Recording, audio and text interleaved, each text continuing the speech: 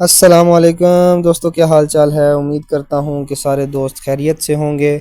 जैसे कि हमारे चैनल का नाम है EM टेक और हम आपके लिए लेके आते हैं बहुत ही मज़े मज़े की इंफॉर्मेटिव वीडियोस। और इसी सिलसिले में आज फिर हम एक वीडियो लेके आपके पास हाज़िर हुए हैं।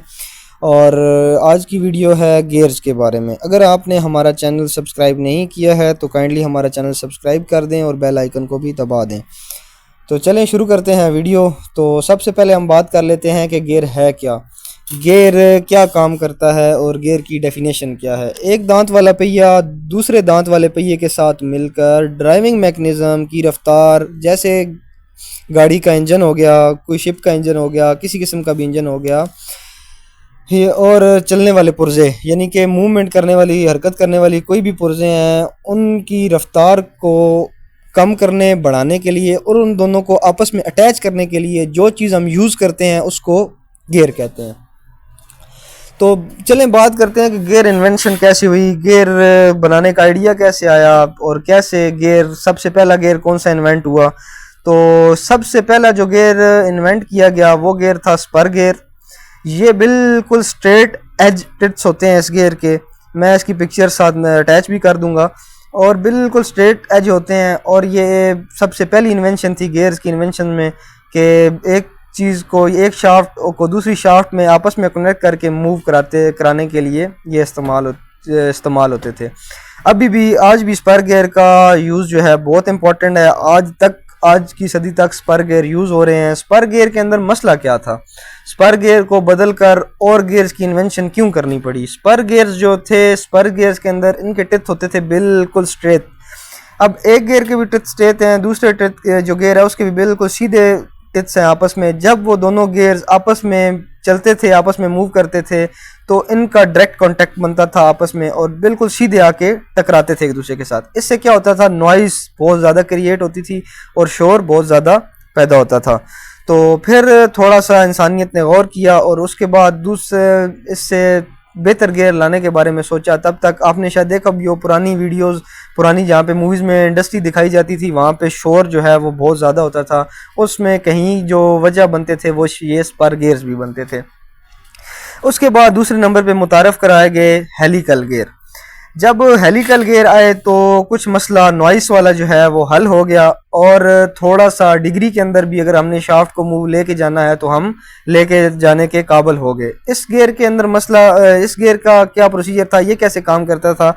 इसके जो टिप्स बनाए गए वो बिल्कुल स्ट्रेट नहीं थे, बिल्कुल सीधे टिप नहीं थे। इसके टिप जो थे वो एंगुलर शेप में थे। मैं फोटो जो है साथ अटैच कर दूंगा हेलिकल गियर की भी।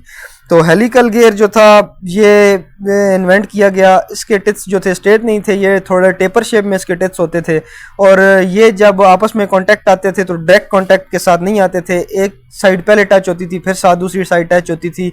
तो इस तरह करके ये वाले गियर मूव कराते थे। इससे नॉइस जो पोल्यूशन थी, नॉइस का जो मसला था वो कम हो गया।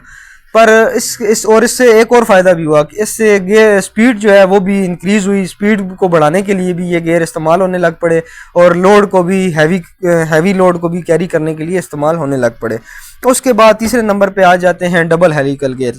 जब हेलिकल गियर ईजाद हुए तो उसके साथ ही फिर जो साइंसदान ने उन्होंने थोड़ी और जहन लड़ाए और डबल हेलिकल गियर भी वजूद में आ गए, यानी कि डबल हेलिकल गियर भी मार्केट में आ गए। डबल हेलिकल गियर की शेप ऐसे है जैसे वी, यानी कि ये एक गियर होता है, वी टाइप का गियर होता है और ये सबसे पहले रेसिंग कार्स के अंदर यूज़ किए गए और इनसे स्पीड के मामले में बहुत हाई एफिशिएंसी यानी कि ली जा सकती थी जो डबल हेलिकल गियर थे। डबल हेलिकल गियर्स के बाद हमारे पास जो गियर थी वो, यानी कि दो शाफ्ट्स के अंदर तो हम पावर जो है वो ट्रांसमिट कर सकते थे, एक शाफ्ट से दूसरी शाफ्ट के अंदर पावर ट्रांसमिट तो कर सकते थे, पर डिग्री के अंदर, यानी कि ये जो भी गियर थे, तीन टाइप्स के गियर थे, बिल्कुल स्ट्रेट लगे हुए होने चाहिए थे। एक गियर के ऑपोजिट ही दूसरा गियर लगा हुआ हो तो तब जाके जो पावर थी वो ट्रांसमिट हो सकती थी। उसके अलावा उसका अगर डिग्री के अंदर मूव कराना है या किसी एंगल के अंदर लगाना है तो वहाँ पे ये गियर काबिले कबूल नहीं थे। तो फिर थोड़ी सी और तरक्की की गई और बेवल गियर्स जो हैं इनको मुतारफ़ करवाया गया। बेवल गियर्स जो हैं ये बेलनी शक्ल के होते हैं, जो आपने देखे होंगे ट्रक्स के अंदर, जो हैवी ट्रक्स होते हैं, बड़ी गाड़ियाँ होती हैं, उनके अंदर एक शाफ्ट आगे से पीछे वाले व्हील्स के दरमियान जो हिस्सा जिसको बोलते हैं उसके अंदर आके वो अटैच हुई होती है। उसके अंदर बेवल गियर का यूज़ होया होता है। वो बेवल गियर आप देख रहे होंगे कि वो शाफ्ट ऑपोजिट मूव कर रही है और जो व्हील्स हैं वो उसकी ऑपोजिट डायरेक्शन में मूव कर रहे हैं। तो ये जो काम है ये बेवल गियर्स ने आके करना स्टार्ट किया, और यानी कि बेवल गियर्स की मदद से फिर हमने यानी कि ट्रक्स के अंदर ये लगने शुरू हो गए डिग्रीज के अंदर, और फिर शाफ्ट को हम किसी भी एंगल पे मूव कराने के लिए काबिले इस्तेमाल होने शुरू हो गए। वॉर्म एंड व्हील गियर के बारे में, वॉर्म एंड व्हील गियर जो है ये एक बहुत ही नायाब इन्वेंशन थी।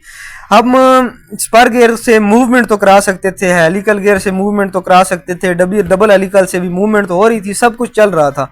लेकिन मसला यहाँ पे आता था जब हमें स्पीड को कम या ज़्यादा करना होता था।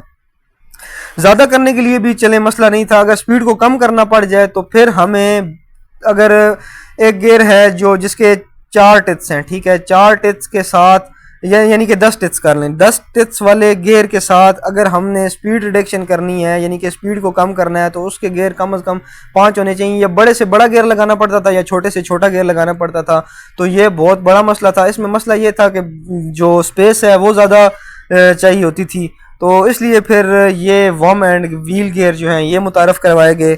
इसके अंदर होता क्या है कि एक वॉर्म, जिस तरह वॉर्म के नाम से ही आपको पता चल रहा होगा, एक कीड़ा नुमा गियर होता है और साथ नीचे आप एक स्पर गियर की टाइप की एक गियर होता है जिसको हम व्हील कहते हैं। वॉर्म जो होता है वो कीड़ा नुमा गियर होता है, और ये गियर स्पीड रिडक्शन के हवाले से बहुत ही एफिशिएंट गियर है, और जहाँ पे भी हमें आज भी स्पीड रिडक्शन की ज़रूरत पड़ती है वहाँ पे हम वॉर्म एंड व्हील गियर का इस्तेमाल करते हैं। तो इसके बाद अगले नंबर पे हमारे पास आ जाता है gear rack and pinion gear. ये गियर जो है आपने देखा होगा कि मैकेनिकल स्टीयरिंग, गाड़ियों के जो मैकेनिकल स्टीयरिंग है उनके अंदर ये मैकेनिज्म यूज़ किया गया कि टायर्स की मूवमेंट के लिए। इसके नीचे क्या होता है कि एक बिल्कुल रैक की तरह, जिस तरह रैक एक प्लेट होती है, बिल्कुल वो स्ट्रेट एज प्लेट होती है, उसके बिल्कुल सीधे टिप्स होते हैं, उसके ऊपर एक पिनियन, जिस तरह बेवल गियर की मैंने आपको बताया ना कि शाफ्ट निकल, इसी तरह एक शाफ्ट जो है उसके ऊपर मूव करती है, जिसकी वजह से हम गाड़ी का स्टीयरिंग इधर उधर मूव करा सकते हैं। तो दोस्तों आज तक हमारे पास जो गियर्स की नॉलेज थी वो आपके साथ हमने शेयर की है। हमें इतना ही मालूम था गियर्स के बारे में। अगर आपको कुछ और भी नॉलेज या आपको कोई और भी गियर्स के बारे में पता हो तो हमसे ज़रूर शेयर कीजिएगा और कमेंट करके ज़रूर बताइएगा। तब तक के लिए दीजिएगा इजाज़त। अल्लाह हाफिज़, मिलेंगे नेक्स्ट वीडियो में।